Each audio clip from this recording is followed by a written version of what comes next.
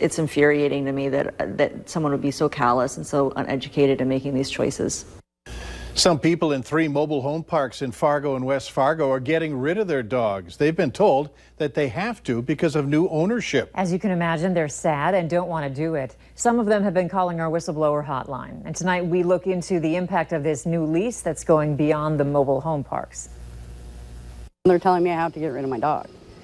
I will not do that. Antoinette Behrens is very upset with the new rules at the Brookwood Mobile Home Park. People living there, along with the Countryside Estates and Riviera Heights communities, have been slapped with a new lease. That brings with it a ban on certain breeds of dogs. Well, say hi. And one of Antoinette's beloved dogs is on that list. But she has a plan. I'm getting a letter from my doctor so they can't take the dog. And is not going down without a fight. She tells us she's working on getting her dog certified as an emotional support animal. But she says that won't work for everyone. And this new rule is having a ripple effect across city lines. The last one we received was from a lady that has to potentially surrender 2 of her dogs that have lived with her almost her whole life. The president and founder of For Love of Dogs, Kish Mackin, tells us she's gotten a number of messages this week from residents who need to surrender their dogs. We get to the point where we pay to board dogs. We have a facility for, short-term dogs that are looking for fosters, but if they're full and we say no, the dogs will die. In fact, they've gotten so many that they put a call out for more foster homes. And another shelter in town is in a similar boat. The people over at Homeward Animal Shelter say they're seeing a spike this week in the number of people needing to find a new home for their dogs because of this new lease. Like,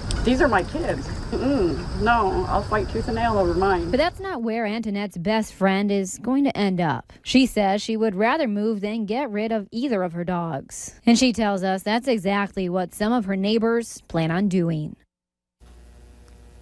On top of banning specific breeds, rent will also be going up for residents by $45 a month.